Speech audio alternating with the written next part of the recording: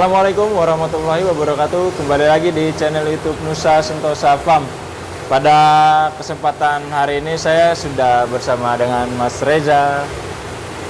Nah, kita berbincang-bincang sedikit mengenai program tabungan kurban yang selama ini sudah kami terapkan di kandang sapi Nusa Sentosa Farm. Nah, Mas Reza, Ya. Untuk program tabungan kurban menjelang Idul Adha gimana nih Mas? Kalau kita lihat kan sudah kurang lebih 3 bulan lagi ya Mas ya, jelang Idul Adha. Nah, program tabungan kurbannya gimana? Masih bisa atau enggak? Nah, kalau untuk program tabungan kurban itu kan kita hanya di periode 1 sama di periode 2 nih Mas. Ya. Nah, untuk periode 3 itu adalah setelah Idul Fitri. Nah, itu udah nggak masuk ke program tabungan kurban. Nah, kekurangannya adalah jika nggak masuk ke tabungan kurban itu harga akan lebih mahal. Karena nanti kita di periode 3 atau setelah Idul Fitri itu kita akan ada kenaikan harga. Lalu setelah itu jika tidak ikut program tabungan kurban ya sapi kita nggak ada garansi bobot nih Mas. Jadi yang kita jual itu bukan target bobot lagi, tapi udah bobot sapi yang sekarang timbangan terakhir gitu. Jadi setelah Idul Fitri itu kita akan mulai periode 3 dan itu mulainya adalah jual sapi tanpa program tabungan kurban. Jadi kita udah nggak ada kontrak lagi, kita hanya jual sesuai bobot yang terakhir sapi itu ditimbang kayak gitu. Oh, berarti udah begitu Idul Fitri udah nggak ada lagi program tabungan kurban ya Mas ya? Betul. Nah, paling kalau seandainya ada transaksi jual beli pun jual beli untuk Idul Adha secara langsung ya Mas ya? Betul.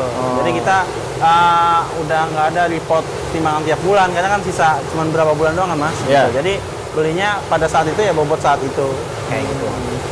Oh iya Mas, apa sih yang membedakan periode 1, periode 2, dan periode 3?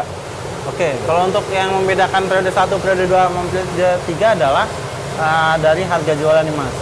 Yang periode 1 itu harga jual kita itu bakal jauh lebih murah. Dan harga periode 2 itu naik. Dan di periode 3 itu harga pakainya adalah harga Idul Adha. Jadi perbedaannya di harga yang pertama. Nah, untuk perbedaan lainnya adalah periode 1 dan periode 2 itu masih masuk ke program tabungan kurban. Kalau untuk yang periode 3 ini adalah secara nggak langsung bisa disebut beli sapi dadakan lah, tapi nggak terlalu dadakan gitu. Tapi nggak dapat report tiap bulan, kita udah nggak pakai kontrak target bobot, juga kita hanya jual sapi pada timbangan terakhir aja. Jadi jual beli biasa ya Mas ya? Betul.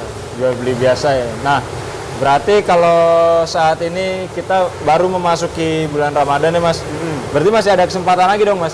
Betul. Beberapa hari lagi ya Mas ya? Betul. Atau beberapa minggu lagi Iya. sampai Idul Fitri ya Mas ya? Iya. Hamin satu Idul Fitri apa Idul 1? Hari Ya, H ini? H+1 lah kita baru ke periode 3-nya. Oh gitu. Berarti setelah itu jual beli biasa dan tidak ada program tabungan kurban. Betul. Nah, jadi buat teman-teman mumpung masih ada kesempatan nih untuk ikut program tabungan kurban di Nusaku. Nah, dan harga pun masih harga periode 2 ya Mas ya? Ya, kalau untuk saat ini kita masih pakai harga periode 2 dan masih masuk ke program tabungan kurban. Dan masih bisa program tabungan kurban yang mana harga periode 2 dan harga periode 3 itu jauh lebih murah ya Mas ya? Jauh lebih murah. Ketimbang harga periode 3. Tapi tetap harga periode 3 pun tetap murah ke harganya. Betul.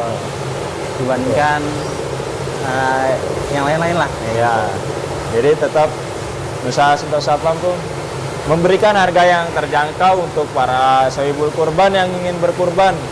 Nah, tapi untuk saat ini mumpung masih ada kesempatan, ayo sama-sama kita manfaatkan program tabungan kurban yang ada di Nusa Sentosa Farm. Nah Mas, kalau untuk saat ini berarti kan masih bisa program tabungan kurban ya Mas. Nah, sedangkan waktunya mepet sama Idul Fitri nih Mas. Iya. Itu kemungkinan untuk mereka datang ke sininya kan ke kandang rada sulit ya Mas. Iya. Karena mengingat Idul Fitri dan kebanyakan juga orang-orang pada mudik nih Mas. Iya. Bisa nggak by phone aja Mas? Nah, kalau misalnya itu sih kita sangat terbuka ya. Misalnya mau buy online, tapi tetap kita menyarankan untuk datang ke kandang. Tapi kalau emang tetap nggak bisa gitu, harus by phone atau apa ya, kita sih oke aja gitu Mas. Tetap kita kasih pilihan sapinya, kita videokan, kita fotokan kayak gitu Pak. Tapi yang penting adalah di target bobotnya itu. Jadi nggak percaya, ini masa sapi segini 400 kilo gitu. Nggak perlu kan?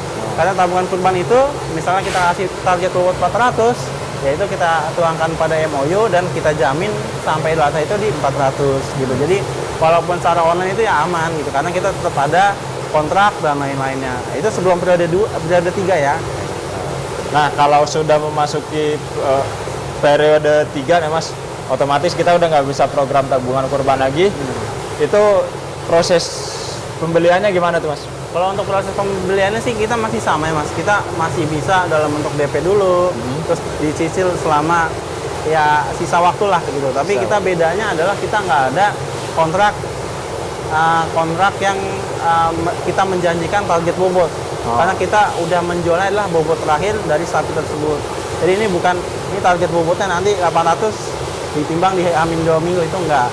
Jadi ini bobot terakhirnya segini gitu. Jadi perbedaan adalah sapinya ya pakai bobot terakhir kayak gitu. Nah, jadi sekali lagi buat teman-teman, mumpung masih ada program tabungan kurban, mari sama-sama kita manfaatkan program tabungan kurban ini.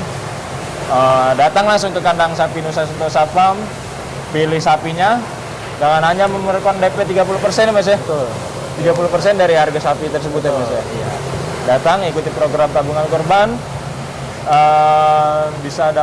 dan tiap bulannya ada report perkembangan sapinya itu. Nah, sekian. Terima kasih teman-teman. Sekian bincang-bincang dari saya bersama Mas Reza mengenai program tabungan kurban. Terima kasih sudah menonton. Wassalamualaikum warahmatullahi wabarakatuh.